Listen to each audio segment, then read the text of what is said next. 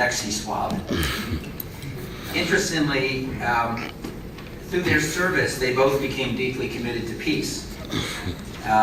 It was their history of being in the military and seeing so many sacrifices that they spent their remaining years looking for ways to avoid conflict through diplomacy and other peacemaking.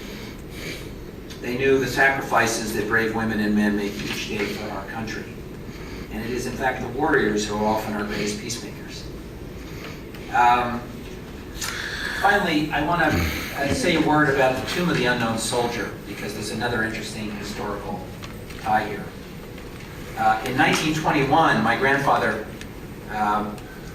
again, deeply moved by his experience of seeing the carnage of war up front in the trenches of France, introduced a congressional resolution to establish what we now call as the Tomb of the Unknown, where we honored, at that point, an unidentified soldier who perished on the battlefield in France. And it is, in some ways, the most hallowed ground in Arlington National Cemetery, and there's a museum that's attached to it. And I encourage people who go to Washington to take a moment to go to Arlington National Cemetery and pay their respects, to visit the Tomb of the Unknown, among other things. Well, it turns out that the 100th anniversary of the memorial will be celebrated in 2021, and that's not that long from now.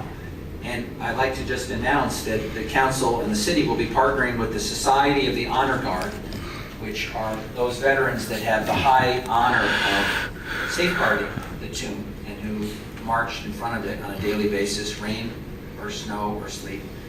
We'll be partnering with them for an appropriate celebration in Oregon, and I look forward to being part of that. It is a great honor to be on a council today, to be able to thank and celebrate our veterans and their families for their service and sacrifice this past year, and frankly for over 200 years. And Mayor, we're joined by 3 members of the city's Veteran Empowerment Team. Again, they are Christopher Soon, Eddie Van Buren, Nicholas Carroll.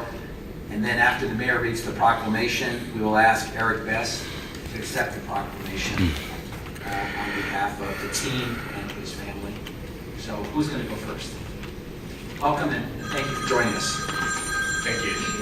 Good morning, Mayor and Commissioners. My name is Christopher Sun, and I'm a Capital Project Manager at the Portland Bureau of Transportation. And I'm a co-chair for the City of Portland's Veteran Empowerment Team, or VET.